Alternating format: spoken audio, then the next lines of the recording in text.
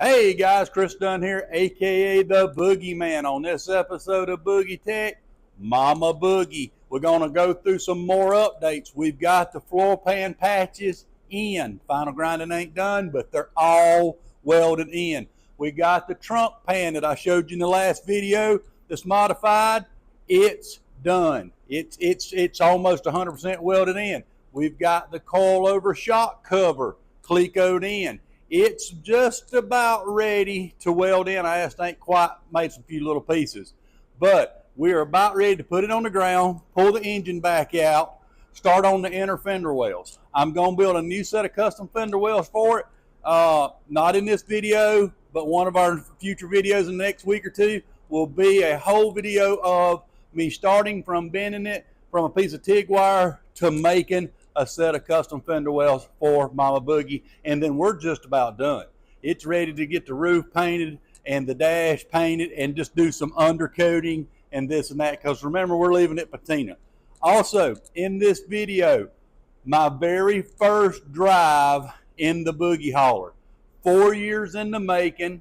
I don't know. It's just so exciting, dude. I'm just so ready to work on it, but I'm just got to get Mama Boogie going. Also, no prep racing. Probably going to do some testing, some evenings this week. Dig or Die is a week away. So hopefully we can do some testing out here on the concrete driveway of ours or down the road to try to get this thing dialed in for Saturday. Because unless something bad goes wrong, we're there. So stay tuned, hold on, let's roll. This is the first move.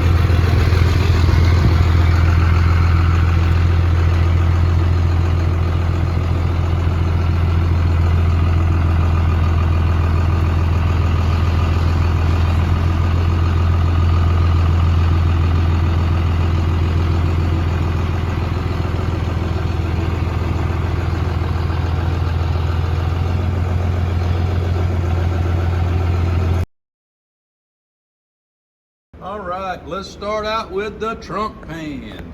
Got the trunk pan welded in yesterday. So close. I still got to do some welding in here. Right along here, I haven't welded that up yet. But I've got all of this welded up as good as I'd like for it to see, or like for it to be. I got the cover clecoed in. It's ready to weld in. I'm going to add a little piece here to fit around the fender well. I mean the inner fender. Well, it's the fender well, inner fender well. And hopefully, you know, I'm just going to seam seal around the box. So all of that has turned out just super nice. You know, I love it being a factory pan, just 7 inches shorter. Still gives you the trunk. If you look underneath, we installed the gas tank supports onto the pan before we mounted it, and I had to cut them off a little bit, but all in all they turned out badass. So let's go around here now to what we got done inside the car. We have got this big major patch pans in. Final grinding's all it needs, which I kind of do that, and this takes my time because I really want it to blend in and look good. Got that patch panel's 100% welded in. This one's 100% welded in. The floor is done. All it needs is grinding, cleaning, and underneath I'm gonna touch it up. Now I am gonna put a ring around the shifter here for a boot. So I'm gonna order me a boot and get the ring, shrink me up something nice and neat and weld it in so it'll bolt down to it. So that's the last part of that right there. We're gonna go ahead and pull the engine because it's ready to come out. We don't need it for the fender wells. I gotta mount the radiator. Probably just gonna make some spacers and bolt it.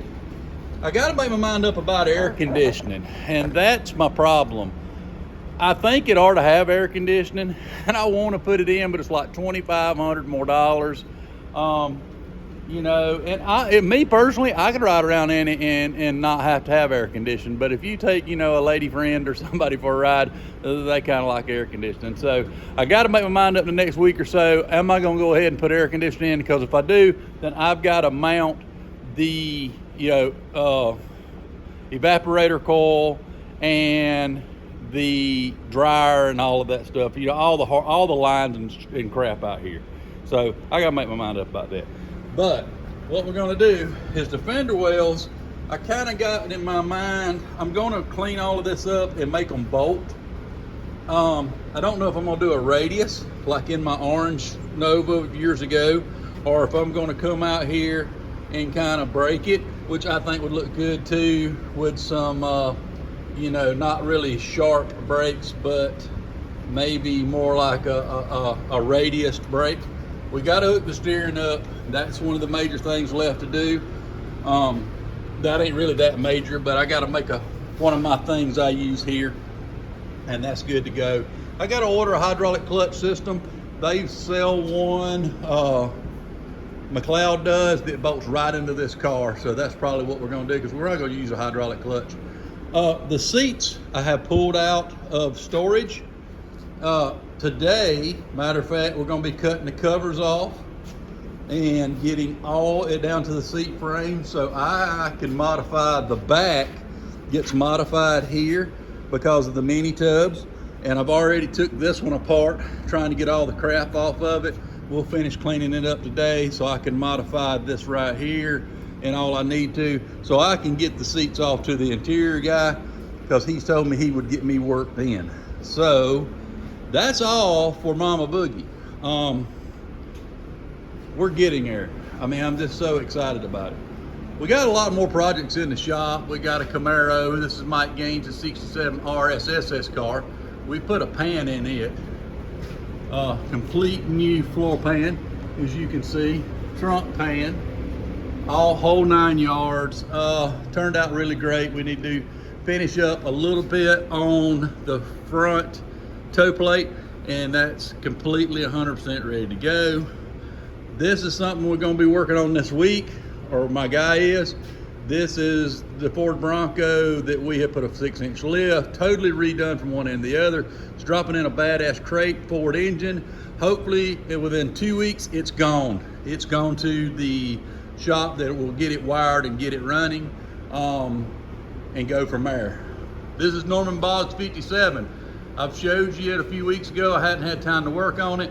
I will do a hardcore video on this car when it's done, because if you'd seen it when it come in here, which was a gasser, and we turned it into this low badass blower car for him, and it's kind of something I don't like to do, destroying a gasser, but that's what he wanted. I did get something done on the Boogie Hauler that I didn't have in the video we dropped the other day, and that was, I did get my air cleaner box kind of sort of made. This is my air cleaner box. This is the alleyway, by the way, where I keep the Boogie Hauler stored when we ain't working on it. So this is the air cleaner box. If you notice, it comes right up. Pull the air cleaner like this right here. Right, pipe down, the air cleaner back on, like so. Now, there'll be a cover over this with 4-inch aluminum tubes coming off of it with piping going to the radiator support, and there'll be little tie-down clips, you know, or snaps here and here to hold it. And I'm probably going to have this powder-coated black. But all in all, there's the air cleaner box. Now, this is the factory air cleaner off the 1993 Dodge D350 that the engine come out of. So just want to give you a quick update on that. And the place is a mess right now. Please don't pay it no attention. We have way more stuff than we have room.